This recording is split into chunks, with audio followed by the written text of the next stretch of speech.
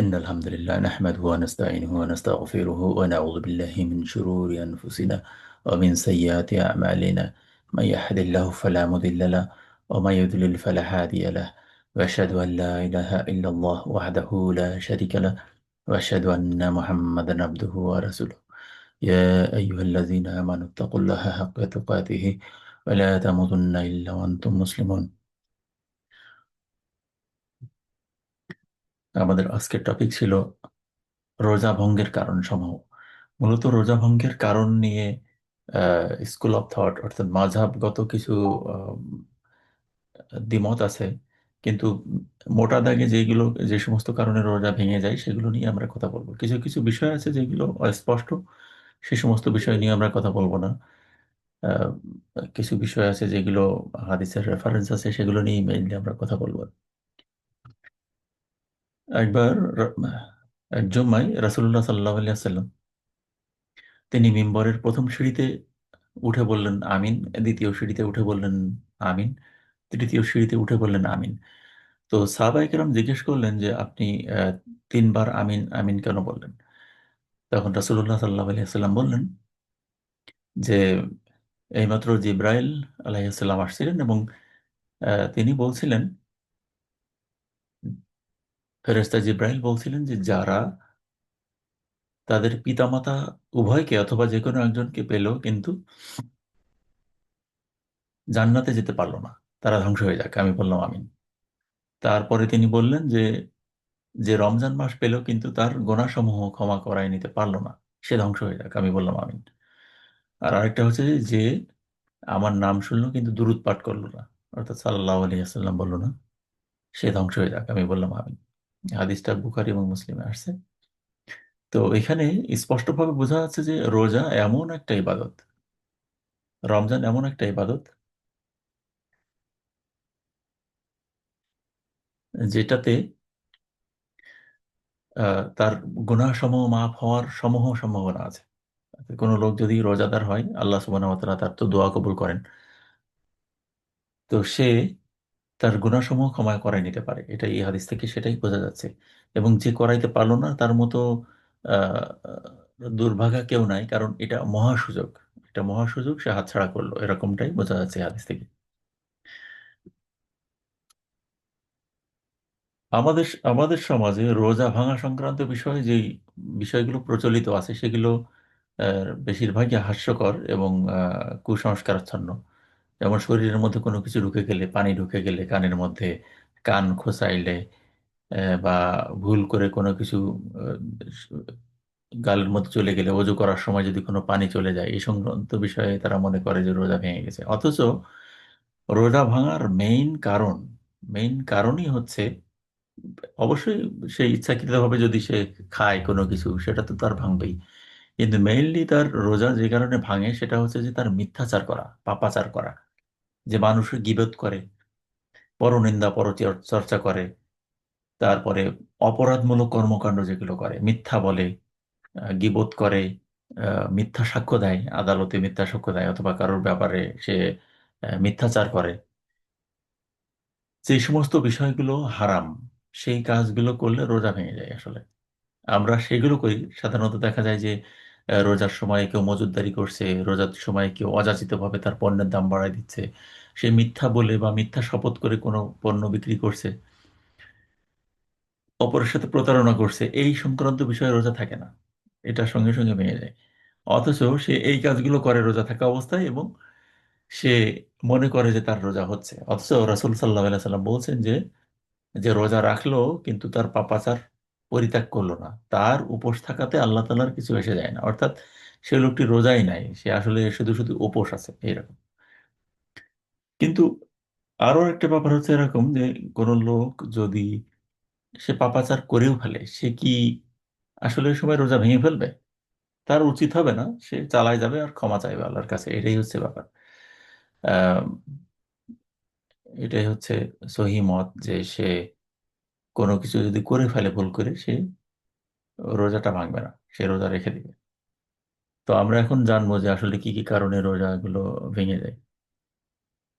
Number one হচ্ছে, কেউ যদি ভুলক্রমে কোনো কিছু খেয়ে ফেলে, কেউ সে ভুল করে সে জানে না যে সে রোজা আছে, ভুলে গেছে, এমত অবস্থায় সে কিছু খেয়ে ফেললো, তার আসলে রোজা ভাঙবে না। রাসূল সাল্লাল্লাহু আলাইহি সাল্লাম বলেন, কেউ যদি ভুলক্রমে পানাহার করে সে যেন তার সিয়াম পূর্ণ করে নেয়, কেননা আল্লাহ তাকে এই পানাহার করিয়েছেন।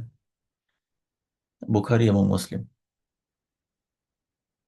আর এক হাদিসে আসছে যে কেউ যদি ভুলবশত রমজানের দিনের বেলায় কিছু খেয়ে ফেলে সেজন্য কোনো কাজা বা কাফফারা দিতে হবে না। অর্থাৎ সে, এটা আল্লাহর পক্ষ থেকে আসছে, আল্লাহ তাকে ভুলাই দিয়েছে, আল্লাহ হয়তো তাকে কিছু খাওয়াতে চান, মানে এটা আল্লাহর তার প্রতি এহসান। তো কেউ যদি ভুলে কিছু খেয়ে ফেলে সে তার রোজাকে পূর্ণ করে নেবে, এর জন্য তার কোনো কাজা কাফফারা কিছুই দিতে হবে না।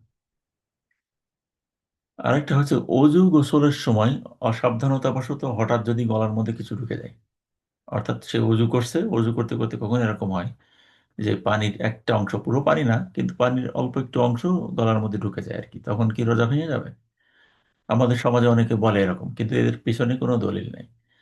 মেইনলি রাসূল সাল্লাল্লাহু আলাইহি ওয়াসাল্লাম বলছেন যে আল্লাহ তাআলা আমার উম্মতের ভুল ভ্রান্তি ও বাধ্য হয়ে ঘটে যাওয়া পাপরাশি মাফ করে দিবেন।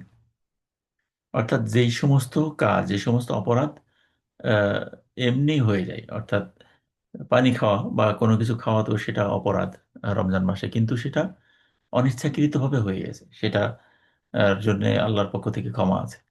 আরেকটা হচ্ছে যে কেউ তাকে জোর করে খাওয়াইলো, অর্থাৎ সে খাইতে চাচ্ছে না, রোজা ভাঙতে চাচ্ছে না, কিন্তু তাকে ফোর্স করা হইলো, এমত অবস্থায় কি হবে?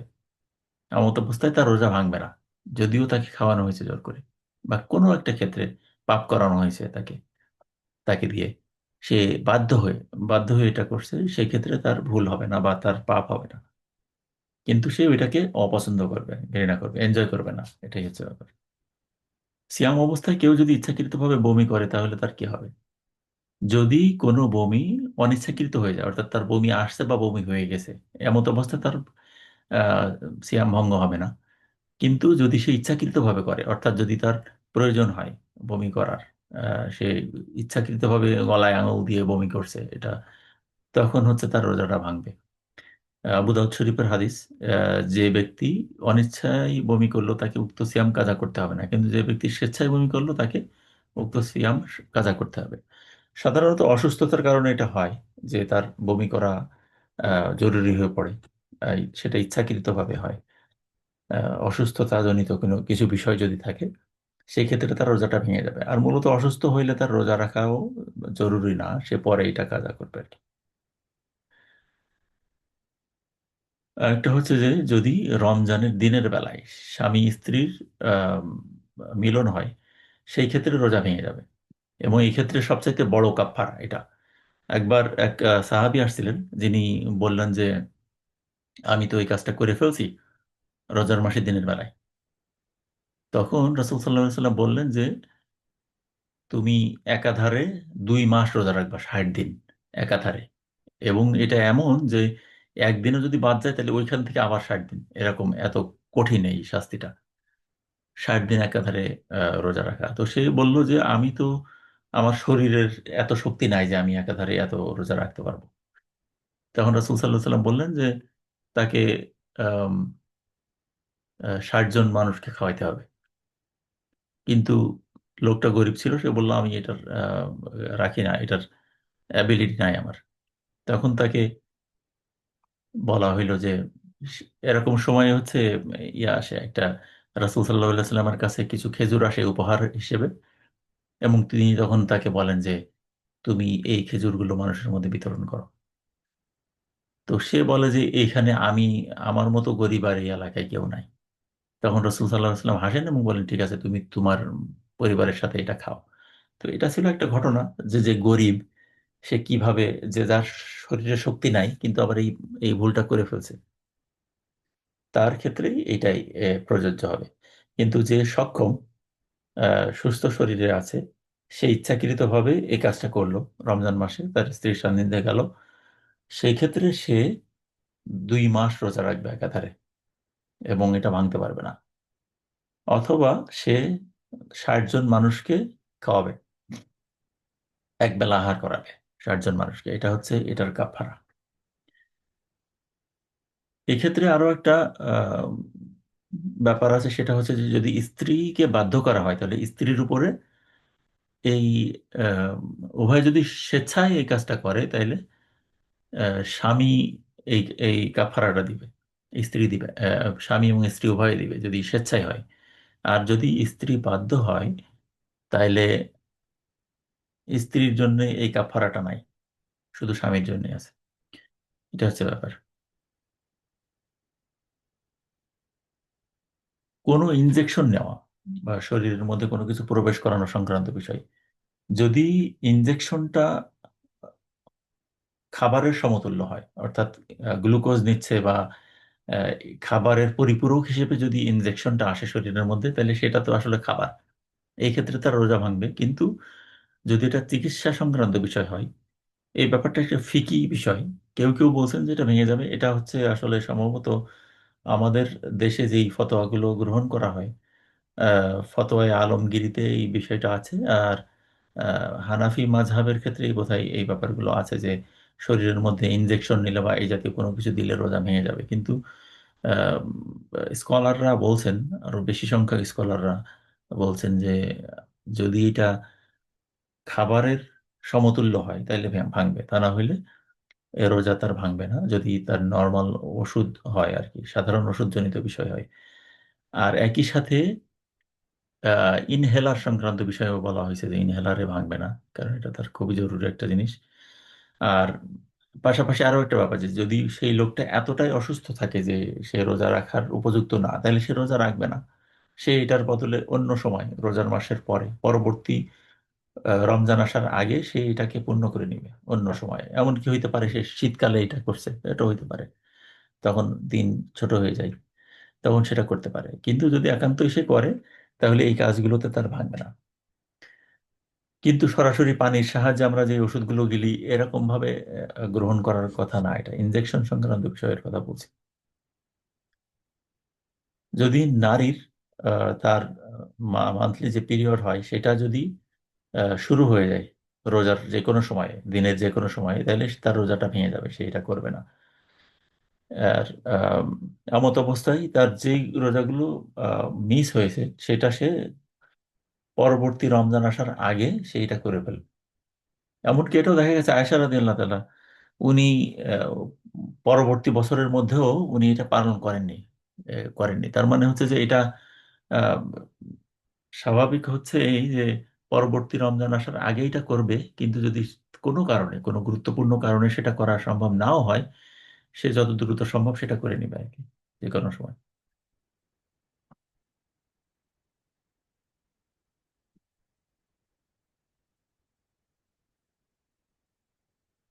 আর যখন তাদের পিরিয়ড হয় রমজান মাসে বা যে কোনো সময় হোক, তো সালাতের ক্ষেত্রে তার কাজা করা লাগবে না, কিন্তু রোজার ক্ষেত্রে কাজা করা লাগবে। রমজান মাসে যে রোজাগুলো তার মিস হয়ে গেছে সে পরবর্তী মাসে এটা বা অন্য যে কোনো সময় সে পূর্ণ করে নিবে। কিন্তু সালাদ যে, এই সালাদগুলো তার মিস হয়ে গেছে, নামাজ যেটা মিস হয়ে গেছে এটা তার করা লাগবে না। এটা হচ্ছে মুসলিম শরীফ।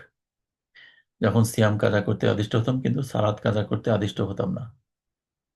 আয়েশা রাদিয়াল্লাহু তাআলা বলেন যে আমাদের এটা ঘটতো, অর্থাৎ যখন পিরিয়ড হইতো তখন আমরা শুধু সিয়াম কাজা করতে আদিষ্ট হতাম, সালাদ কাজা করতে আদিষ্ট হতাম না। মানে রাসূল সাল্লাল্লাহু আলাইহি ওয়াসাল্লাম তাকে বা তাদেরকে সালাত কাজা করতে বলতেন না, শুধুমাত্র সিয়ামটা কাজা করতে বলতেন। এটা মুসলিম শরীফের হাদিস।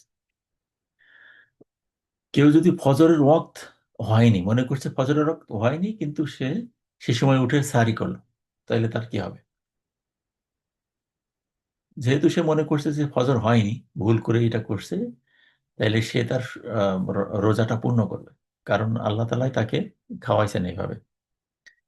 আর তবে এই বিষয়টা এরকম হবে না।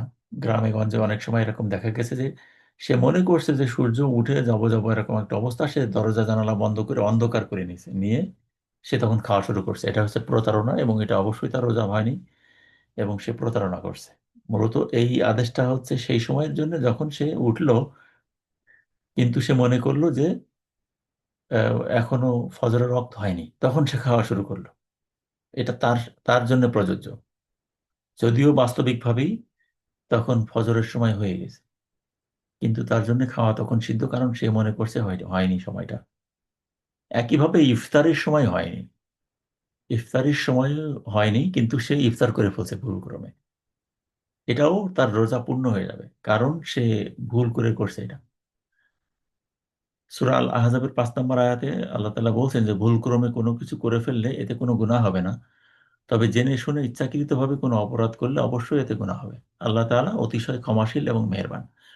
তো যখন আল্লাহ সুবহানাহু ওয়া তাআলা কোনো বিষয়ে কোনো কোনো বক্তব্যের পরে আল্লাহ তাআলা যখন বলেন যে আল্লাহ তাআলা অতিশয় ক্ষমাশীল এবং মেহেরবান, অত্যন্ত দয়ালু, তখন এখান থেকে বোঝা যায় যে আল্লাহ তাআলা আসলে দয়ালু। এই সংক্রান্ত বিষয় যেটা ঘটে যায়, ভুলভ্রান্তি যেগুলো হয়ে যায়, এগুলোর ব্যাপারে তিনি দয়ালু।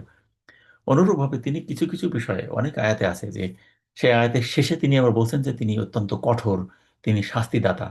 মূলত সে সমস্ত বিষয় যেখানে তিনি আযাবের কথা বলেন, মানুষের অপরাধ, প্রকাশ্য অপরাধ, যেগুলো অপরাধ হিসেবে স্বীকৃত, সেই বিষয়গুলো যখন বলেন তখন তিনি আবার আয়াতের শেষে এটা উল্লেখ করেন যে তিনি অত্যন্ত পাকড়াওকারী, মহাপাকড়াওকারী, তিনি শক্তভাবে ধরেন, এইভাবে আল্লাহ তাআলা বলেন। তো এখানে আয়াতের মধ্যে যখন আল্লাহ তাআলা বলেন যে তিনি ক্ষমাশীল, তিনি মেহেরবান, তখন বোঝা যায় যে এই যে টুকটাক যে ভুলভ্রান্তি হয়ে যায় সেগুলোর ব্যাপারে আল্লাহ তাআলা আসলে ক্ষমাশীল এবং তিনি ক্ষমা সুন্দর দৃষ্টি দিয়ে দেখেন।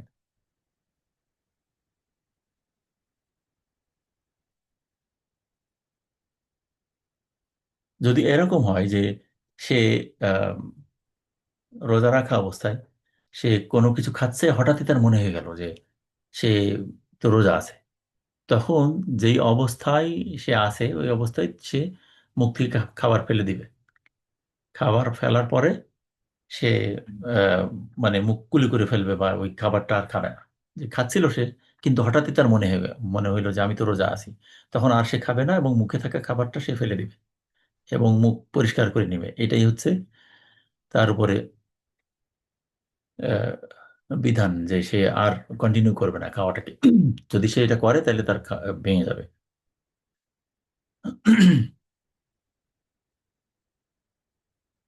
কোনো মানুষ যে বিনা ওজরে পূর্বে সিয়াম পালন করেনি, এরকম হয় যে মানুষের বয়স যখন, কেউ যখন সাবালক হয়, তখন যেই বয়সে রোজা নামাজ ফরজ হয়ে যায়, যেমন 10 বছর, সেই সময় থেকেই রোজাও ফরজ হয়ে যায়। সে করতে পারে ওই সময় থেকেই। কিন্তু আমাদের বেশিরভাগ মানুষই আসলে সেই সময় থেকে রোজা শুরু করেন, আর অনেক পরে এসে রোজা শুরু করে। অনেক মানুষ আছে যারা তাদের যৌবন পার করে আসছে, রোজা রাখেনি। তাহলে পেছনে যেই সমস্ত রোজা সে রাখতে পারেনি, তার জন্য তার কাফারা কি? সে রোজা রাখতে শুরু করবে, একটা রোজার বদলে একটা। হইতে পারে সে শীতকালে এটা রাখবে, যখন দিন খুব ছোট, রোজা রাখতে খুব সুবিধা হয়, তখন সে আস্তে আস্তে এই রোজাগুলো রাখবে। এটাই হচ্ছে বিধান। কারণ রোজার জন্য হচ্ছে কাফারা দিতে হয়। যদি কারো স্বপ্ন দোষ হয়, তাহলে এটা যেহেতু ইচ্ছাকৃতভাবে হয়নি, তার রোজা ভাঙবে না। আর যদি থুতু গিলে ফেলে, মুখের মধ্যে থুতু আছে, তাইলে সে হচ্ছে থুতু জমাই গিলবে না। এমনি নর্মালি যেভাবে আমরা থুতু গিলি সাধারণত, এটা আমাদের গেলা লাগে, আমরা থুতু ফেলা সবসময় এটা ফেলা যায় না। আমরা যখন ঢোক গিলি এটা করি, আর স্বাভাবিকভাবে করি। এই ব্যাপারটা বৈধ আছে, কিন্তু কেউ যদি এটা জমায় এই কাজটা করে, তাহলে এটা অথবা কফ যদি সে না ফেলে গেলে, তাহলে তার রোজা ভেঙে যাবে। যদি শরীর থেকে রক্তক্ষরণ হয়, অর্থাৎ রক্ত পড়ছে, রক্ত প্রবাহিত হচ্ছে, তখন সে কি করবে? তো রক্ত যদি এরকম হয় যে স্বাভাবিকভাবে রক্ত পড়ছে, কোথাও তার কেটে গেল, হালকা কেটে গেল, ব্যান্ডেজ করে দিল, এতে তার রোজা ভাঙবে না। নাক দিয়ে রক্ত পড়ছে, তার রোজা ভাঙবে না। কিন্তু যদি এরকম হয় যে প্রচুর রক্তপাত হয়ে গেল এবং রক্তপাতজনিত কারণে তার শরীরে দুর্বলতা সৃষ্টি হবে এবং তার শরীরের প্রচণ্ড ক্ষতি হবে, যদি এতটাই রক্তপাত হয়ে যায়, তখন সে আসলে রোজা অবস্থায় না থাকাই তার জন্যই বেশি কল্যাণকর। কারণ হইতে পারে সে যদি এই কাজটা না করে, তাহলে পরের রোজা তো সে রাখতে পারছে না, সে তো দুর্বল হয়ে যাবে। একদিনে রোজা রাখতে গেলে সে যদি শয্যাশায়ী হয়ে পড়ে, সেটা তার জন্য যায় যাবে না, বরং তার চিকিৎসকের শরণাপন্নই হওয়া উচিত যদি তার এমন পরিমাণে রক্তপাত হয়। স্বাভাবিক রক্তপাত যেটাতে তার কোনো সমস্যা হয় না, সেটাতে সে তার রোজাটা কন্টিনিউ করবে। আর একটা বিষয় আছে যেটাতে স্কলারদের দ্বিমত আছে, যেমন কোনো ব্যক্তি রোজা আছে এমত অবস্থা সে চিন্তা করলো, সে নিয়ত করলো, একেবারে কনফিডেন্টলি নিয়ত করলো যে আমি রোজা রাখবো না, আমি রোজা ভেঙে ফেলবো। তাহলে কিছু স্কলাররা বলছেন যে এটাতে তার রোজা ভেঙে যাবে। কারণ রোজার জন্য নিয়ত করাটা ফরজ। নিয়ত করা মানে হচ্ছে যে ডিসাইড করা যে আমি রোজা রাখতে যাচ্ছি বা রোজা রাখবো। আর ভাঙার ক্ষেত্রে যদি তার এই নিয়ত কাজ করে এতটাই দৃঢ়ভাবে, তাইলে তার রোজা ভেঙে যাবে বলেই স্কলাররা বলছেন। আবার কেউ কেউ বলছেন ভাঙবে না, এরকম মত আছে। তো এটা এটা না করাই ভালো। যে আমি রোজা রাখছি এটা রেখেই দেবো, এরকম একটা দৃঢ়তা থাকতে হবে আমাদের ভেতরে। তো এই ছিল হচ্ছে আজকের মতো আম, রোজা ভঙ্গের কারণ। এছাড়া আরো আশেপাশে আরো অনেক কিছু আছে যেগুলো হচ্ছে ফিকি বিষয়, আম, যে সংক্রান্ত বিষয়ে সরাসরি হাদিসের রেফারেন্স আসেনি, কিন্তু স্কলাররা কোরআন এবং হাদিসের ভিত্তিতে সেই বিষয়ে কথা বলছেন। সেগুলো খুবই সূক্ষ্ম সূক্ষ্ম কিছু বিষয়, কিন্তু এইটাই হচ্ছে মোটা দাগের বিষয়। তো মেইন ব্যাপার হচ্ছে যে আমরা যখন রোজা আছি তখন তো আমরা জানি যে আমরা খাইতে পারবো না বা পান করতে পারবো না বা স্ত্রীর সান্নিধ্যে যাইতে পারবো না, এই বিষয়গুলো মানুষের মোটামুটি জানা আছে। কিন্তু মেইন যেটা মানুষ ইগনোর করে সেটা হচ্ছে সে যে মিথ্যা বলতে পারবে না, মিথ্যাচার করতে পারবে না, সে গীবত করতে পারবে না, সে মিথ্যা সাক্ষ্য দিতে পারবে না, সে চুরি করতে পারবে না, ডাকাতি করতে পারবে না, চাঁদাবাজি করতে পারবে না, সে অপরের ক্ষতি করতে পারবে না, মারামারি করতে পারবে না, ঝগড়া বিবাদ করতে পারবে না। এই যে এই সংক্রান্ত পাপ, মানুষের যে পাপ, সেই পাপগুলো যে সে করতে পারবে না, সেটাই মানুষ জানে না। এই জন্যে মানুষ হচ্ছে রোজা রাখা অবস্থায় সে অনেক কষ্টে নিজেকে সামলে রাখে, সে খাচ্ছে না, সে খুব কষ্ট ভোগ করছে শারীরিকভাবে, কিন্তু আবার সে অবলীলায় মিথ্যা কথা বলছে। ব্যবসায়ীদের ক্ষেত্রে দেখা যায় যে মিথ্যা কথা বলা একেবারে যেন অবধারিত হয়ে গেছে। মিথ্যা সাক্ষ্য দিয়ে সে তার পণ্য বিক্রি করছে, যেটা খারাপ পণ্য সেটাকেও ভালো বলে চালাই দিচ্ছে। এই সব কারণে রোজা থাকে না, তার রোজা ধ্বংস হয়ে যায়। রাসূল সাল্লাল্লাহু আলাইহি ওয়াসাল্লাম বলছেন যে যে রোজা রাখলো কিন্তু তার পাপাচার পরিত্যাগ করলো না, তার উপোস থাকাতে আল্লাহ তাআলার কিছু এসে যায় না। তো রোজা মানে হচ্ছে যে তার শুধুমাত্র শারীরিক কষ্ট করছে এরকম না, তার তার যে টোটাল শরীর এবং মনের যে পবিত্রতা সেটা সে রক্ষা করছে, এটাই হচ্ছে রোজা। আত্মশুদ্ধি মানে হচ্ছে যে তার আত্মার শুদ্ধি, আত্মার বিশুদ্ধতা আসে তার এই পাপাচার থেকে নিজেকে নিয়ন্ত্রণ করার কারণে। তো মেইন ব্যাপারটাই হচ্ছে এই যে সে তার নিজেকে পাপাচার থেকে বিরত রাখবে এবং একই সাথে সে খাবার পানীয় থেকে নিজেকে বিরত রাখবে। এটাই হচ্ছে রোজা। মহান আল্লাহ সুবহানাহু ওয়া তাআলা আমাদেরকে রোজা সঠিকভাবে রাখার তৌফিক দান করুন এবং আমাদের রোজাগুলোকে কবুল করুন। আসসালামু আলাইকুম ওয়া রাহমাতুল্লাহ।